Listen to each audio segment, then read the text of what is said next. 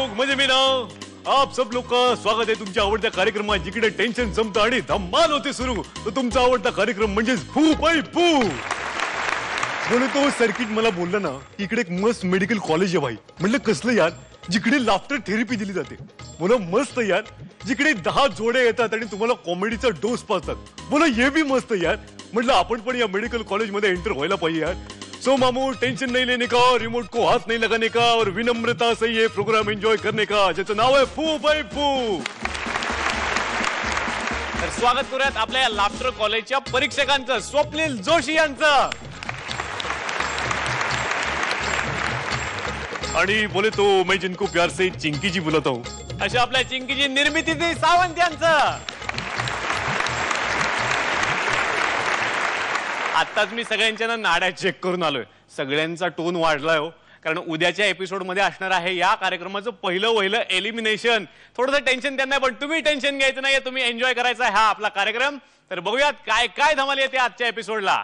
एपिसोडच्या सुरुवातीलाच इकडे येता येते एक आजोबा आपल्या नातीला घेऊन. बापरे, काय धमाल येणार आहे बघूयात. येते आपली पहिली जोडी, आनंद आणि क्षिती.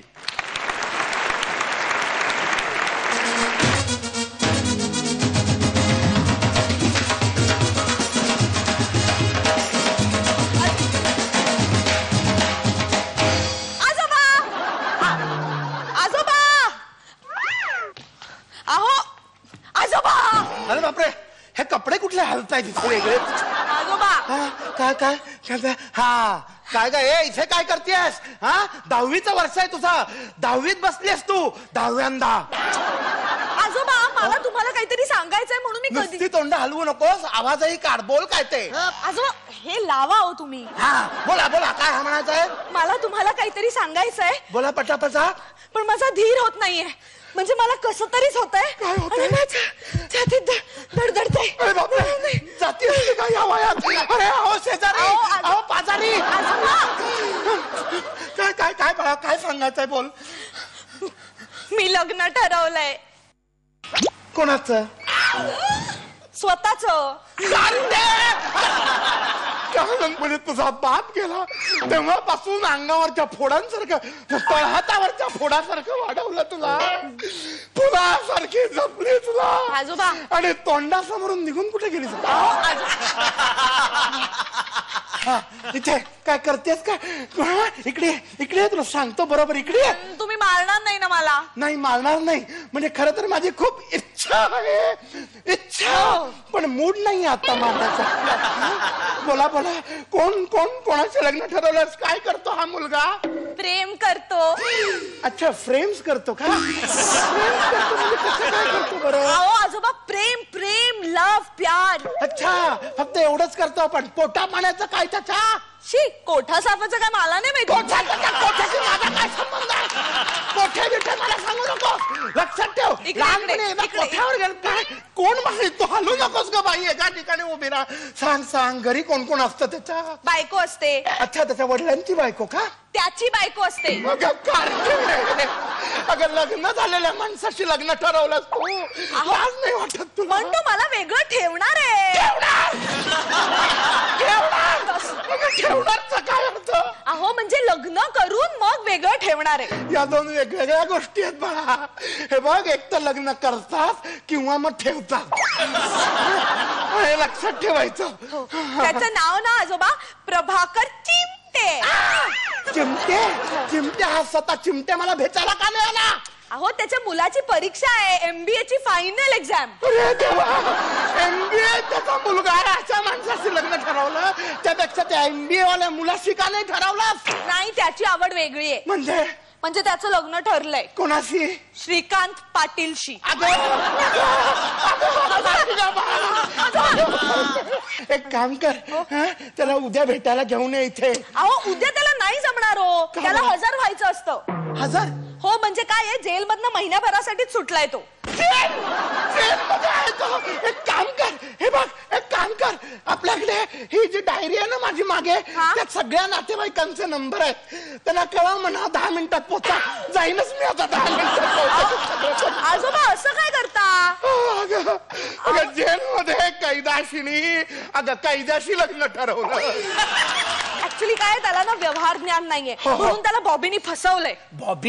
बॉबीने फसवलं त्याला. या बॉबीचे स्वतःचे सिनेमे चालत नाही. सनीचा भाऊच ना ग हा बॉबी. अहो, सनीची बहीण हो. अशी गंमत आहे काय? मग सनीची बहीण आहे काय बॉबी? मग इतके दिवस भाऊ वाटायचा हा. आजोबा हो, बोला बोला.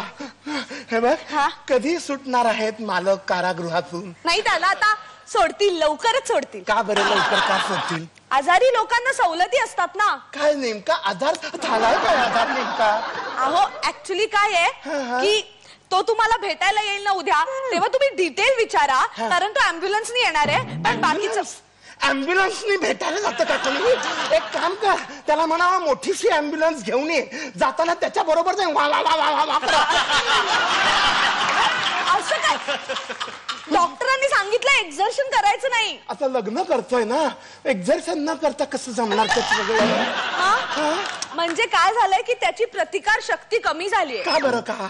त्याला जराशी एड्स झालाय. जराशी एड्स? अगं शुद्ध तरी बोलत नाही. जरासा एड्स म्हणतात ग. कारटे, जरासा एड्स झालेल्या एका होमोच्या बापाशी त्याचा दारूचा गुस्सा आहे, त्याला बॉबी नावाच्या बाईनी गंडवला आहे.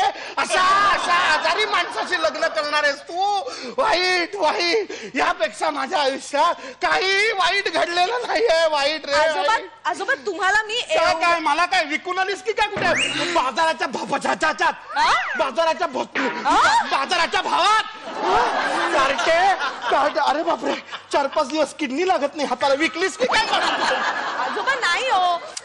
हे बघा, हे सगळं ना माझ्या कल्पनेतलं वाईट होतं. कल्पनेतलं वाईट म्हणजे प्रत्यक्षातलं जरा कमी वाईट आहे. काय काय काय बरं? म्हणजे हे सगळं झालं असतं तर माझं आयुष्य वाया गेलं असतं ना. गेलंच असतं का बाळा? गेलंच असतं. आता फक्त वर्ष वाया गेलंय. म्हणजे म्हणजे म्हणजे मी 10वीत 10व्यांदा नापास झाले. शाबास कारटे. अगं पुन्हा नापास झाली. देऊ का तुला?